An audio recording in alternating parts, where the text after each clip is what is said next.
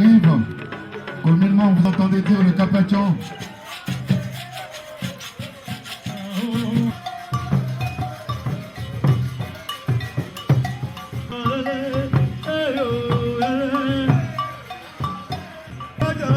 Arrive. Communément, vous entendez dire le Capaccio.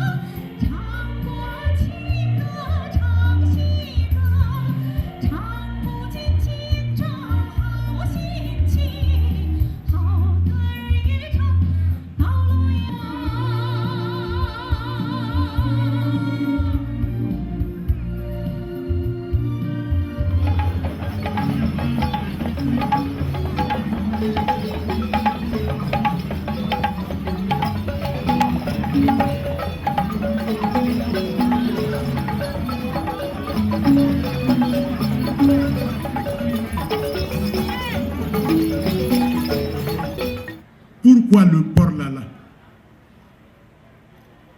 Le port Lala répond à une inquiétude aujourd'hui très répandue, aussi bien en milieu sénoufo que dans tous les autres groupes sociaux du pays.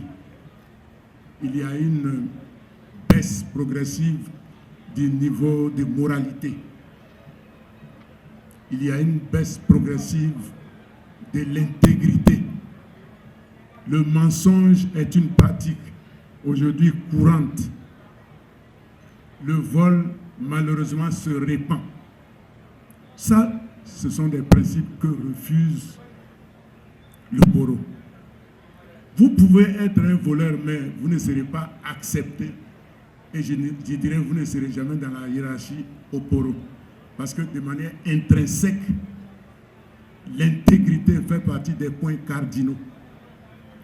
Mais ça, ce sont les initiés, afin que l'ensemble de la population puisse profiter de l'occasion pour s'en prévaloir et pour se faire baigner. Nous avons décidé de faire ce festival pour que ces acquis moraux puissent être diffusés progressivement dans la société de manière à en assurer une certaine promotion.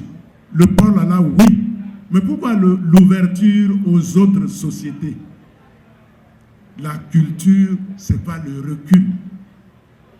La culture, ce n'est pas la stabilité. La culture, c'est aussi le progrès. Une culture, quelque profonde soit-elle, elle s'enrichit des apports positifs.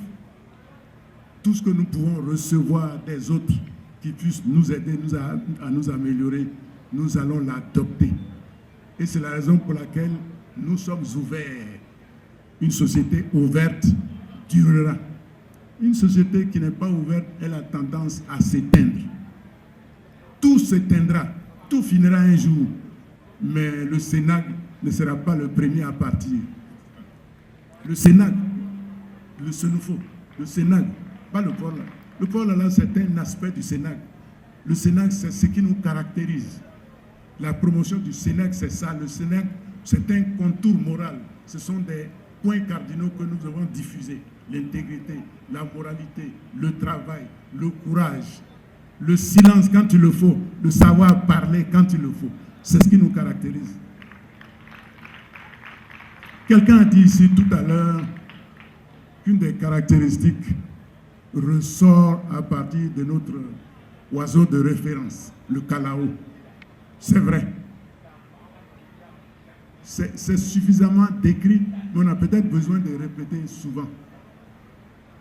Le calao, c'est un long bec.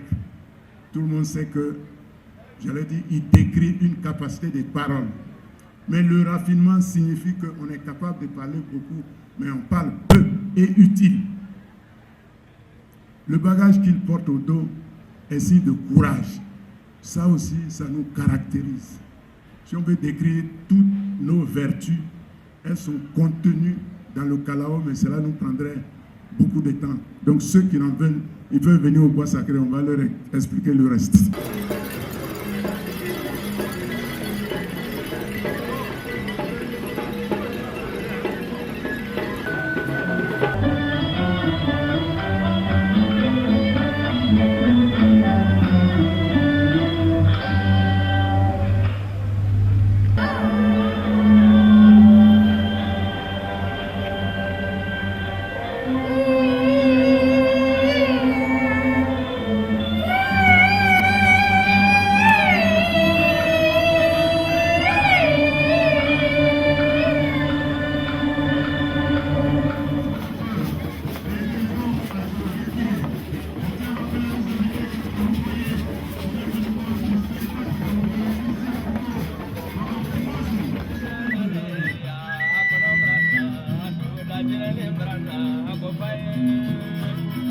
Je m'appelle Julie, je viens de Shanghai et on était invité par le président du groupe Atlantique.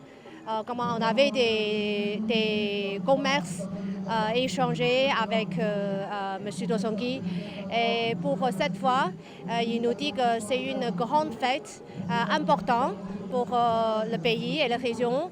Et il a souhaité qu'on puisse envoyer et présenter quelques cultures chinoises pour échanger et présenter pour les gens locaux. Pour les gens, ils puissent comprendre un peu la culture chinoise et aussi échanger un peu la culture chinoise et africaine.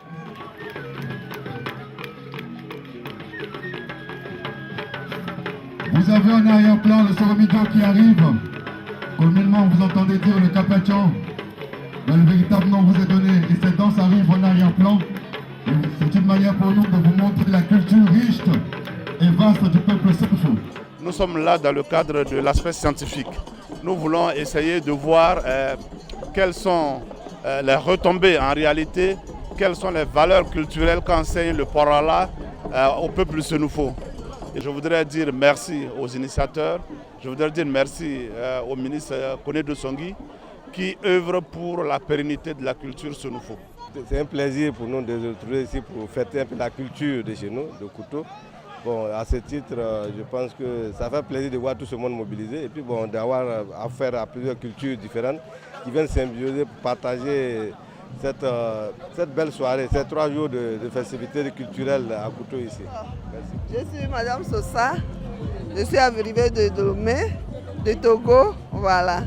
Pour la deuxième, on a été pour la première, comme ça nous a plu, c'était vraiment bien et on a voulu revenir encore pour assister. Et nous aussi, on est venus pour présenter certains, et que vous allez voir les danses du Togo et du Bénin aussi. Voilà, donc je suis là pour participer donc, aux festivités donc, du Polala et c'est un grand plaisir pour moi, c'est un honneur aussi de découvrir donc, les cultures diversifiées du Nord.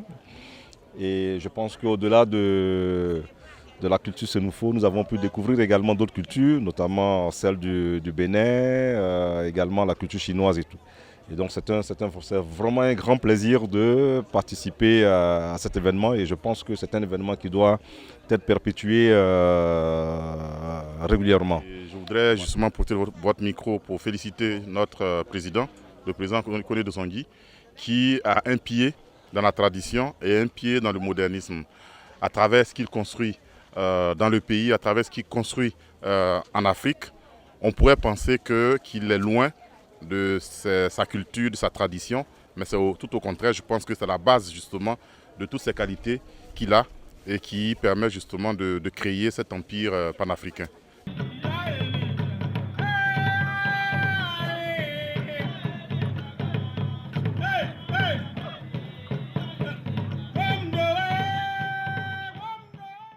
Arrive, communément vous entendez dire le Capacho.